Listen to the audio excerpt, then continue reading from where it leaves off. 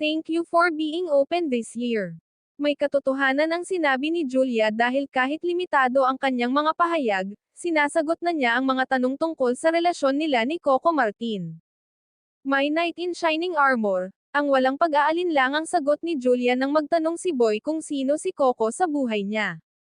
Inamin ni Julia na may kapwa-artista ito na pinagselosan at nagseselos siya depende sa dapat pagselosan. Magagawa rin umano ni Julia ang magpatawad ng paulit-ulit kapag mahal niya ang tao at, ayon sa kanya, masayang-masaya siya ngayon. Lovable, at, mas malambing, ang pagsasalarawan ni Julia kay Coco at, di umano, nahanap na niya ang kanyang, the one.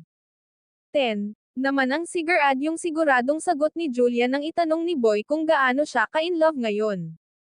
Coco Martin and Julia Montes Real to Real Romance, a Timeline. Sa Talk or Dare segment ng Fast Talk with Boy Abunda, pinili ni Julia ang magsalita kesa tanggapin ang hamon na sumayaw siya na parang walang nanonood.